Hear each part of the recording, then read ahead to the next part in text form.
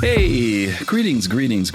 Welcome back to the Soul Producers. I'm GriffinGamingRPG, and I'm joined today with the co-producers of the Soul Citizens. I have both fastcart FC and SerriousFun both with me today. 2025, gentlemen, new year. How you doing? Oh, I'm excited. I'm excited to be out of 2024. So let's see what 2025 got. You're looking How about forward. you, fastcart? I'm hoping 2025 will be a better year than 2024. We shall see. But, that's the hope. Oh, boy. Okay. All right. You guys, holiday and everything went well? Christmas, New Year's, Hanukkah, Kwanzaa? I ate well. Whatever else you might have. Well. Okay, you ate well. Okay, good. You did some traveling too, right? Yeah, I got some traveling in too. Okay. All right. Good. Back and forth. It went well. Nothing bad happened. It was interesting. A couple of stories, but we won't get into that here. Okay. All right, good. I'm glad you had a good time. Well, as we are beginning a new year, January 2025, we're kicking off this year with something that a lot of people kick their years off with, New Year's resolutions. And I'm actually going to step back from this one. This one was suggested by our own SerriousFun. So I'm going to let him take the helm from here, and we're going to let him guide us through the conversation for New Year's of 2025. Well, I appreciate that, Griff. I mean, one of the things that I thought was important to talk to not only the producers about, but to our listeners about was a real exploration of the letter from the chairman at the end of 2024 from Chris Roberts, who we know is the president and CEO of Cloud Imperium, the visionary, because it not only took a cut at concluding what 2024 meant for CIG and for the projects of Squadron 42 and of Star Citizen, but really laid out what we should expect from 2025 for this project, right? And it was almost like it was the list of New Year's resolutions, of intents, of what's planned from CIG. And, so I thought that maybe we could come together and each of us could pull out pieces from that letter to examine and explore, and then place it in the context of not only our own thoughts, like our own resolutions, right, that we might have for the game going forward, but also invite our listeners and viewers to leave comments below doing the same, right? So when we're all done here, those of you that are watching, and thank you for watching, one of the things we would ask you to think about is, how do you receive this letter from the chairman, from Chris Roberts? And as a result of what he's saying CIG is going to do, how are you going to engage with the project, right? We'd love to hear from you. So, but let's start with our own take on this letter from the chairman. Griff, when you look at it, let's start with you. What stands out first for you? And hopefully fastcart doesn't have the same thing on his list, because if you go first and you take it, he's going to have to I put mine in the chat, so you should see that. Yeah. Well, let me say this. You picked a unique title. You and fastcart came up with this one. You had the idea, and fastcart kind of put a spin on words. I heard a statistic that said that 25% of the people who make resolutions, only 10% of them actually fulfill them, right? And so, resolutions have become a tradition for people to do at the beginning of the year, but they, with good intention, but they fall away, and sometimes they fall away over a period of time, and sometimes they literally fall away within a week of New Year's Day. People say, I'm going to do this, and a week later, they just back to the same old thing. Not even a day sometimes. Yeah. And so, the reason why I think when you guys suggested this title, it stuck with me, is that we've always been a group that have tried to, I don't want to say promote Star Citizen, but we have tried to promote the idea of Star Citizen. We've tried to promote gaming in a communal way. We've tried to educate and inform people who want to know more. We've tried to give perspectives from a variety of angles. We've tried to stay relevant in the sense of what's going on, and also sensitive to not only what CIG says, but what the community is saying and feeling. And we've got a couple shows coming up in January, y'all. So this is going to kind of be a good lead in that you guys gave us, because one of our shows coming up is called The Long and Winding Road, which is talking about evolution of this project. And then there's another one called Thoughts and Prayers that's coming up too, right? And so I want to say that as an opening to this great suggestion that SerriousFun came up with about this resolution and how where will you put yourself at this stage of the game when it comes to Star Citizen? And there are some people who have made decisions that have said, I'm in it for the long haul. There are some people who made decisions that have been, I'll keep my eye on it. I'm going to be at a distance, right? Because that's the best place for me to be. There are some people who've made decisions who have just said, forget this thing. I'm out of here. A lot of time has passed. A lot of money has been passed, and I'm disappointed. And to go to this point, because I don't want to think I'm dodging your question, but I'm trying to set up my question to you. Is the letter from the chairman relevant? There was an eagerness to hear from Chris Roberts. And I've noted this over the years, that in the beginning, everybody wanted to hear from Chris Roberts. Anytime Chris Roberts hit the stage, talked, people were thirsty. They were ready. Then I started noticing this thing of some people were like, we don't need to hear it, Chris, just do it. And then there's another group of people who want to hear from Chris still. It's like, Chris, where you been? You've been gone too long. Then we moved into I can trust listening to Todd Pappy or Sean Tracy or Brian Chambers. I don't need to hear from Chris Roberts, right? And then, like, the letter from the chairman comes out, and I don't hear it resonating like it used to. Now, I don't know if that's from fatigue. I don't know if it's from people feeling like, what's the words? Actions speak louder than words. I don't know what it is, but you preempted this thing talking about the intention of what Chris Roberts wants to do. You are very intentional about saying intention, because people will take a letter from the chairman as a promise, as a contract, this is what we are going to accomplish. And I understand why they do, because they're so looking forward, right, to something moving forward, seeing something that's some progress. So for me, if I had to go into the letter, there were two things that were said. One of them was the sentence that led up to the thing that you mentioned, which was, we are taking this approach to deliver more things to do more often than we have in the past, where we have been frequently held hostage by tech or feature work that has taken longer than anticipated.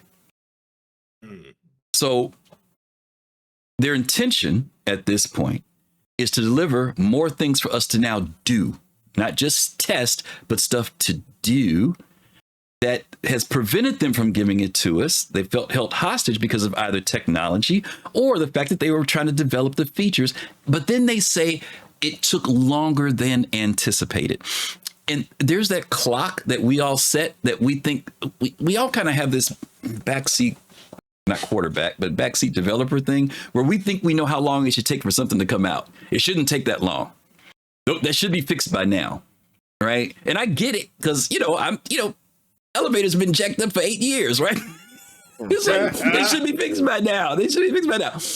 But they're saying that there's something that's held it up. Now, we don't know what all those somethings are. And I'm going to work off the assumption that they're being honest and forthright, that they're not just using this excuse. The second point I want to mention is this. The team and I are determined to repay the faith, patience, and support. This conversation has come up, and within our community about trust and faith, and how there are many people who feel they have lost it, that they have lost the trust in CIG. They have lost faith in the project. And the question was, are they aware? I even said this before. Are they aware of the impact that this is having on the community? And the fact that they say they feel determined to repay that faith, right, by delivering 2 games unlike any other. That's a really big check to write. Right. Because we played a lot of games, right? I know I'm taking a long time, but I just want to hit those 2 points, right? That there's an awareness of the fact that that this has taken a toll on parts of the community, but that they feel that they want to deliver something that will repay the patience, the waiting, the frustration. That what we get will be something that'll make us feel like, okay, maybe it was worth it. You know what I mean? But those are the 2 points I want to talk about. That's powerful. Fastcart, your thoughts. What stands out for you, given that table setting by Griff, right? And that contextual analysis. What two things here stand out for you in terms of how you're going to look at this thing in 2025, right? First, I want to say is Griff, the second part when you said the team and I are determined to pay the faith, patience, and support. That was what I'm going to pick. Well, no, you can talk about it. Still talk about it. Yeah, still talk about it. That's how important it is, though. We can hit it again. Yeah, right? yeah. So people, for me, listening and watching and hearing other people talk about the project, it seems people are losing patience, in my opinion, and people are losing faith, in my opinion. Support maybe maintaining at least to me, but yeah, it seemed like people losing faith and losing patience, and I don't know. It just seemed like I understand why, because it's been a long time and they've made so much money. I just looked at the funding tracker. They're at 775 million now.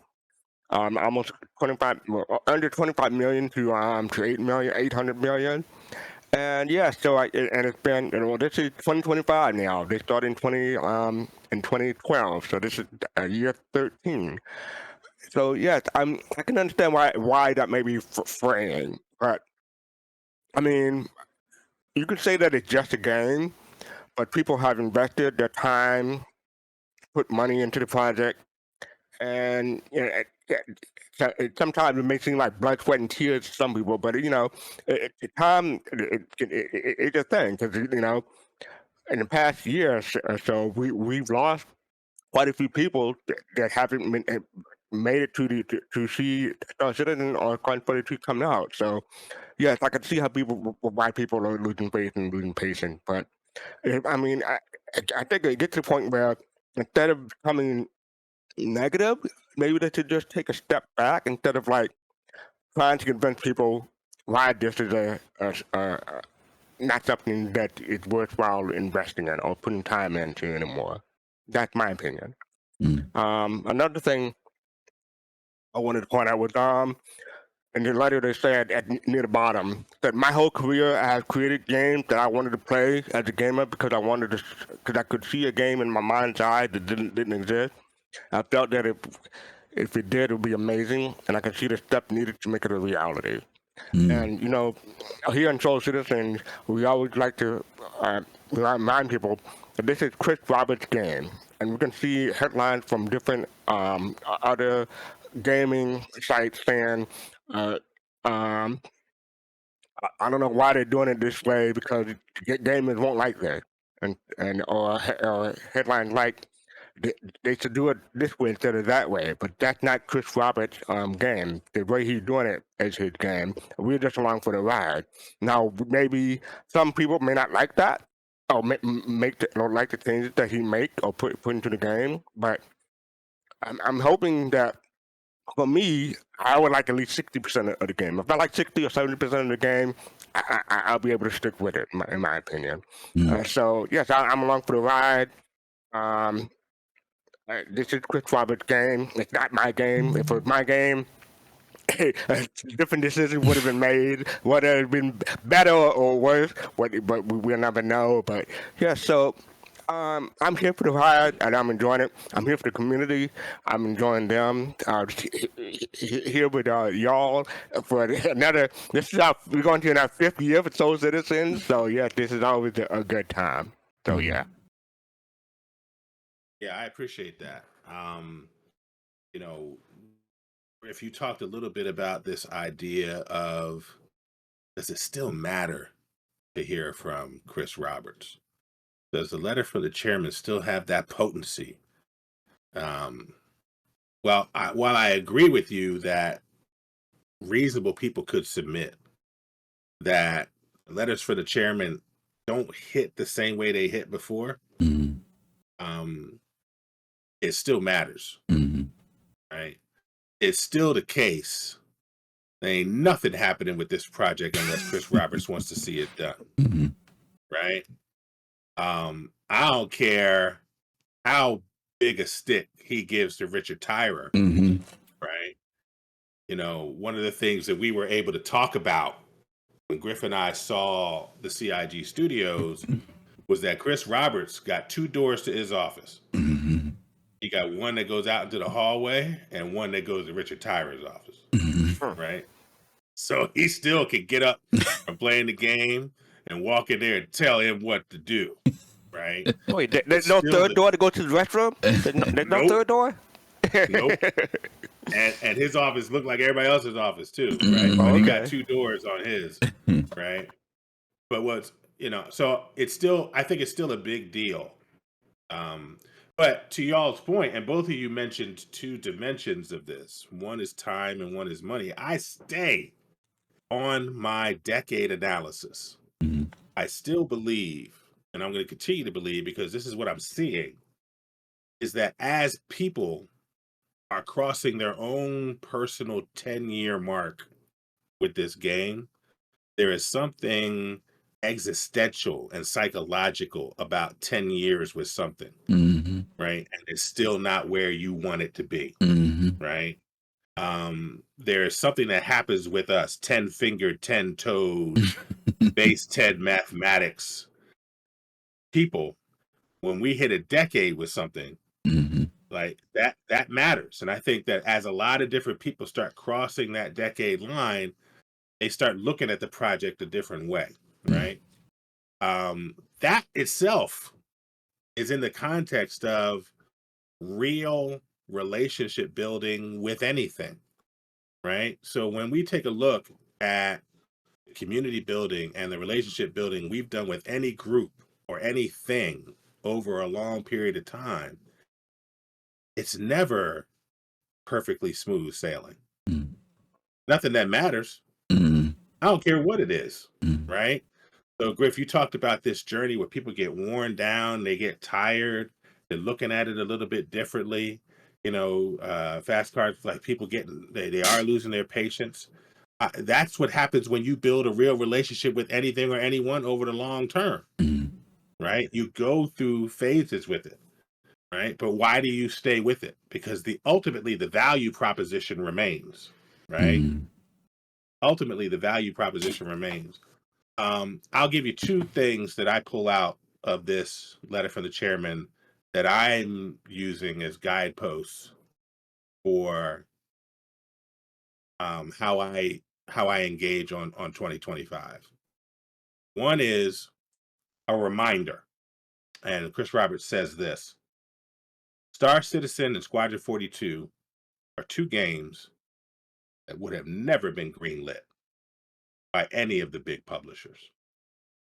They are both too ambitious and in a genre that up until recently was viewed as niche. They require patience and investment that I doubt any publisher would have the stomach for. That's just true, in my estimation, right? I just don't believe that if Chris Roberts had taken this to Ubisoft, right, that we would be getting anything with the tech, feature, engine, and possibility development that we're getting today. That's the first thing. The second thing is a single sentence that describes. So that's the history of it, right? That's why we are in the project we're in. What's 2025 going to look like? 3 things: stable, performant, and fun. Stable, performant, and fun. Oh, look at that. We must have talked already. Stable, performant, and fun. There's a reason why I'm the right? producer. And, I try to stay on top of things. So yeah, this show is called The Producers, but there's really a producer and 2 other dudes. No. That's what it should be called: The Producer and 2 other dudes. No.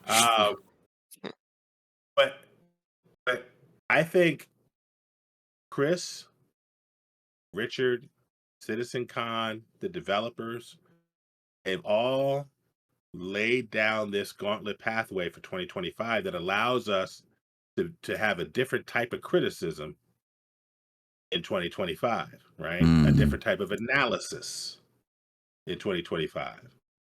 You tell me that your focus is on being more stable and more performant in that software development sense, right? And more fun.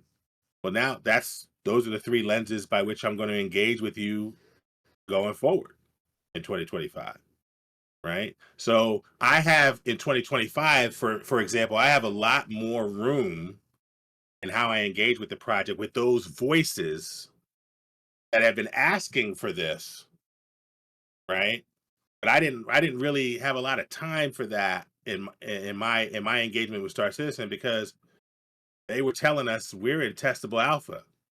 Ain't nobody talk to you about stable, performant. They weren't talking about that then. They were talking about we gotta mix features, pull features, drop new features in.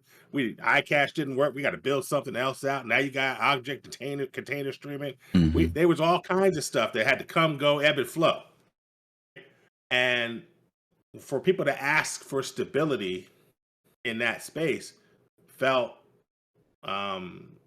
actually that would harm the development, right? But now they're telling us this is what they plan to do, right? So to say that this is your plan in 2025 means that those voices who have been asking for that, I think, have a lot more credibility in their ask across 2025, right? I don't think they can ask for everything in January. 2025 is a year with its own evolution, right? But I hear that now because this is now the direction that they're headed in, right? So, some of the things, this letter didn't say we're at the end of testable alpha phase and we're in early access, but that's what it feels like. It feels like a shift to a more early access, more stable game with things to do versus an alpha that's testing features. Yeah, not quite beta, but getting there. Right. We have now faced in the direction of beta and walking that way, right?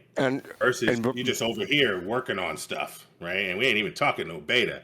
That's been the last 10 years, right? Now we're facing in a direction and walking that way. And the combination of this letter and the 1.0 mapping, for me, is indicative of all that.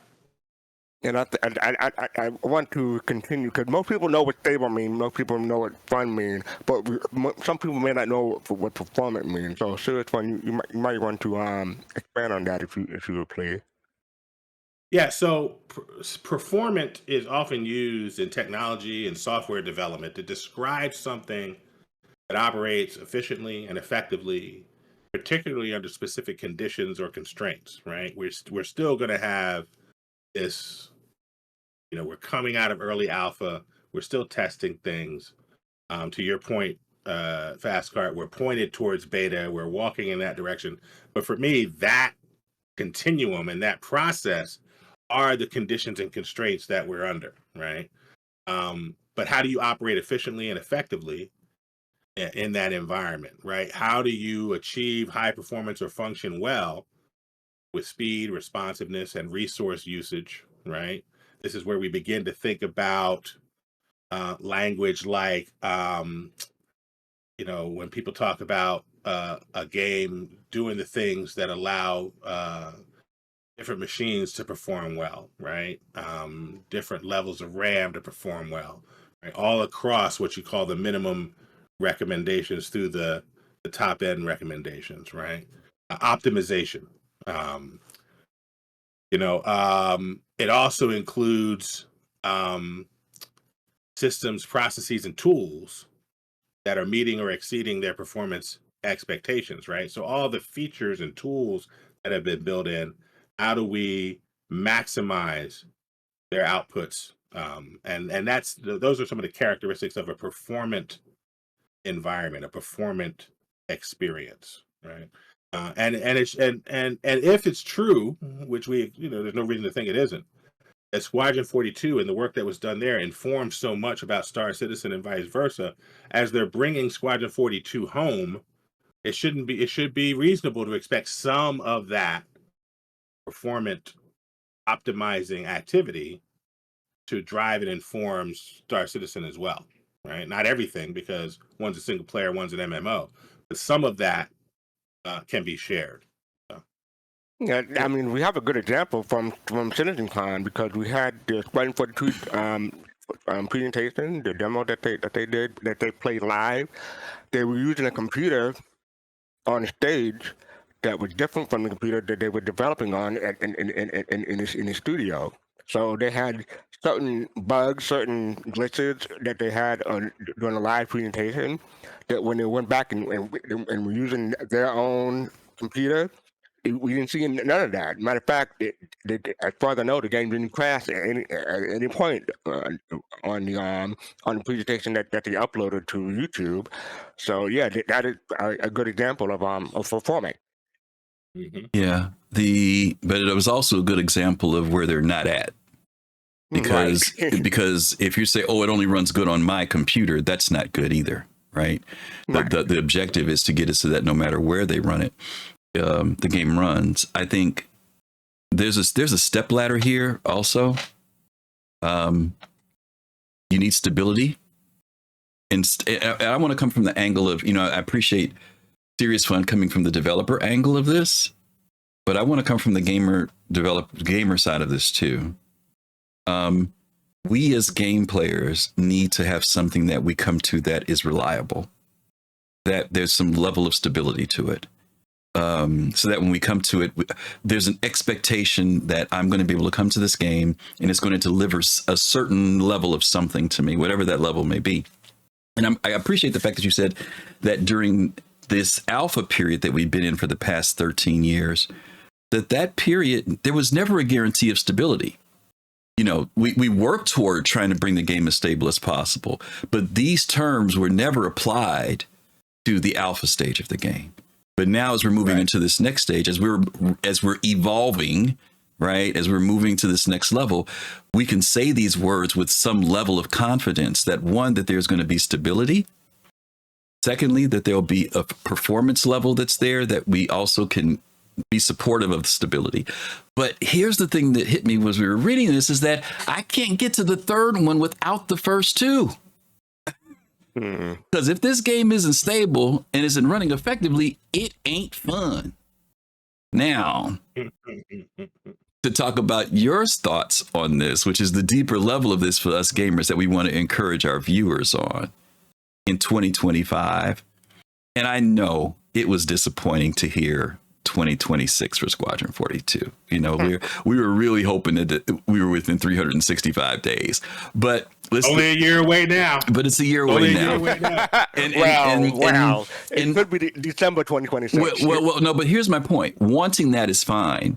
But the reality of it is, we all know that there needs to be a marketing plan, advertising, all that stuff needs to preclude that. And we know that there's at least a year's time in that. So if we had really done the math, we would have said, it's probably going to be 2026 because they need a year to get their advertising and stuff out. I know. I'm speaking in general, because I'm saying you weren't one of the people talking about next year. I'm talking about for those people who were shooting for 2025. But in reality, if you look at it from the business side of it, talking to people in the industry, getting advertising out, yeah, okay, it makes sense. It's 2026. Okay, so we can deal I with went that. to CitizenCon to get my picture I with know. Mark Hamill and to pick up my I know your RSI jacket. my personal USB of the game as a backer. That's what I went for. I know. And so I was lost in the sauce, and Yeah. I'll admit it. Right? But yes, when I think rationally, Yeah, it makes sense, right? But this is the thing that we want to encourage our viewers on. In 2025, it bothers me, y'all. And I know y'all say, "Oh, Griff's an old man. He's a tree hugger." Man, it bothers me that people are really like mentally and emotionally. I'm not saying this in a negative way, but they're really it's like the concrete has been pulled out from under them. You know what I mean? They haven't found a good place to be in this thing, and they're struggling. So I'm hoping people can find stability. You know, this year, if instability may mean I got to step back. It really may be like I'm playing Jedi Survivor right now, and I'm playing Scum right now, and I just logged in and started playing GTFO, but I'm still in love with Star Citizen. The other night I went in for an hour and a half and played and had fun. I was in with Colossal last night for about an hour and a half again, and I had fun. It's okay to take a break. It's okay that when things ain't running well, to step back and put a little testing time in. Or if you say, I don't want to be bothered, then that's okay. Be stable in 2025. Don't be stressed out in 2025 about Star Citizen. We are so close to the next level of this thing. And to get this far after 13 years and peter out I don't want people petering out this close to the end. If y'all want to peter out 3 years ago, that's one thing. But we right at the corridor now. I want people to hang in there. Effectiveness, the performance side of it. I want people, those of you who are willing to take the challenge. This is our push year, y'all. You know, we got to be at 4.0. We need to be ready. They're getting ready to do 4.1 next week, hopefully. We need to be putting comments in. I know it's tiring, tickets, submitting some, what do you call them? Support tickets and stuff. We got to stay on that. Yeah, we got issue council. We got to stay on it. We got to pull us across this next level of the finish line for Squadron 42, because we really want the persistent universe to be relevant and ready when we're finished with Squadron 42. I don't want to be sitting around waiting for the DLC. I want to be able to leave from Squadron and step into the universe. And the universe is a cool place to be until the next chapter comes out. And then if you decide to push through, if you can be stable this year, and if you can be performant and effective and submit stuff, I also want you to have fun still. I want you to have fun. And for a lot of us, finding fun isn't in the bugs. It's been finding fun in community. It's been people you've been hanging out with. It's been people that you can, I think Admiral Kusanagi said this. He said, when you're in there by yourself and you're playing the game and a bug happens or something crashes, you say, forget this, I'll go do something else. But when you're with 3 or 4 other people and y'all all on the ship or y'all doing something, and guess what? All you need is one person to say, I'm jumping back in. And what happens? Everybody jumps back in. You know, you feel a different way about pushing through. You still can have some fun when you're with some other people. And I know some of you guys, maybe the friendships aren't there, relationships aren't there. Maybe you're not in the org. We just want to encourage you to find somebody, even if it is one person that you can go in and have fun with. And when you crash together, you jump back into the game together. Try to push through 2025 with a different attitude, a different feeling. I know it's a struggle because we're surrounded by games that work. We're surrounded by games that work. And there's this one game that I love more than all those other games, and it don't work. You know, we want it to work. We want it to work. That's why we keep doing it, because we want it to work. Okay, I get it, you know, but it is important this year. And like Serious Fun, you wrapped it up in a very cool way, that this year, these words have never been put together. But stability and performance have got to be there for this to be fun. And I think that this is going to be the emphasis for CIG this year. I think this is where they're going to put their weight, because I think, as I mentioned earlier, it is important for them to restore that faith and patience and trust with the game base. So. Yeah, I think if we get to halfway through the year and we haven't seen material advancements in these 3 areas, I think CIG will have a problem, right? Here's a quick question: How would you define advancement in those areas? Though, because it might be different from different people. I say the player base. Go Yeah, I think a lot of players will share this sentiment, right? Those of us have been getting into 4.0, you know, I'll give you a quick example, fastcart. I'm on the pyro side of the jump point, right? And I go through the jump point to come back to Stanton, and I do all the flying, and I'm avoiding all the obstacles in the jump tunnel, and I get to the end. The thing has changed to the blue hue of Stanton, and I get to the end, and I come out, and I'm still in pyro. And I turn around and I do it again, and I'm still in pyro. Yeah. And I do it again. By the time we get to the middle are of the you year, sure you're not Wile E. Coyote going through the tunnel? right, that's what it felt like. It felt like that was the Acme version of the tunnel, right? Yeah. But stable and performant would be. I don't even think about that type of thing when it comes to the jump tunnel anymore. Can I say something real quick? We have PTSD with this game. Like I'm not trying to be funny. You're not lying. You're right. When we start doing stuff and we're not even thinking about it anymore, like I'm not trying to be funny, but do you guys remember back in the day when you would be in orbit of a planet and you want to jump somewhere and you were scared to do it because you were afraid of flying directly into the planet? It took forever for me to get past that. I used to feel a hesitance whenever I'd want to jump across the thing, because I remember all those times when my ship was loaded with something, and instead of me warping around, jumping around, you'd see your ship point dead to the center and fly in. There's some dynamic, but when I do it, that stuff isn't there. You know what I mean? So you're right, Cap. If it gets to a point where we're doing things and we're not even thinking about it anymore, it becomes a natural part of the DNA of the game, like you said. Right. That's when we'll start feeling like, okay, I'm not worried about step by step anymore. All the steps are there and I do them and it's intuitive. But to your point, Fastcart, when does that happen? I think that's going to come from the players. Individually, it could be different for everybody, but I think if the player base, just like when 30Ks went away, but they came back, they get a little bit of PTA, but 30Ks, remember, some of us got PTSD from 30Ks, people, what's a 30K? Yeah. That was going to be my example, 30K. Like, don't put any important cargo in your ship because they're coming. Coming for you. Yeah. I will say that, I was in the other day, and I went to a location in Pyro, and I picked up a mission, and the mission said you only got to go about 2,000 meters away to this little outpost away from the outpost. Oh wow! And it functioned like a bunker, and the people that were defending the bunker from the hostiles were backing into the bunker itself, and then you saw the hostiles go into push the forward. bunker. And if it was, I was having fun. Yeah. Right. But it was the first time that I had that experience at Pyro, and I didn't know when I was going to have it again. Right. So another way to answer your question, Fastcart, is when I know that I get a message to go have a thing, and I'm able to have that adventure from soup to nuts, right? And I can feel confident that that's going to happen. That's a material improvement. Like I said, 2025 just started. I don't expect those things in January, but I do. I would struggle to get to halfway through the year and not have felt, and other players having. I want them to have felt that those material changes in stability and performance, those types of changes. Yeah.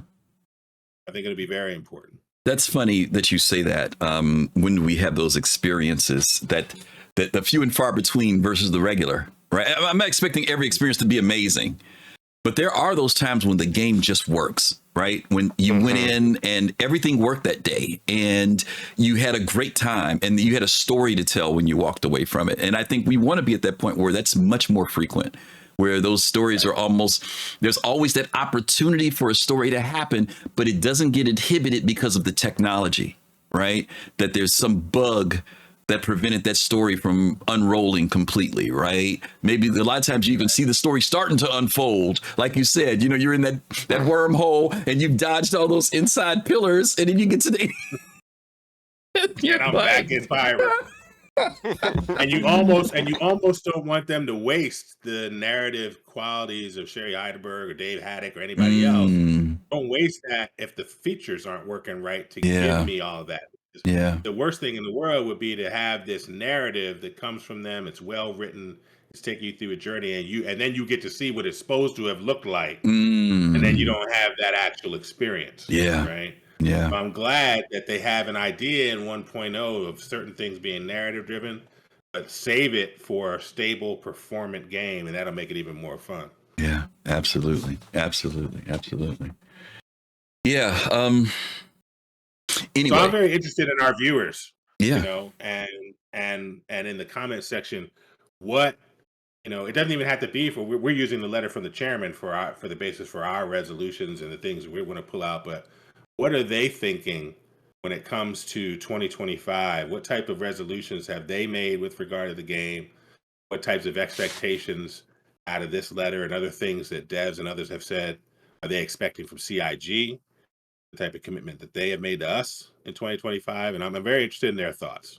I'm curious as to what your own resolutions are, viewers. I mean, some of you may be like, I resolve, I ain't spending no more money on this game.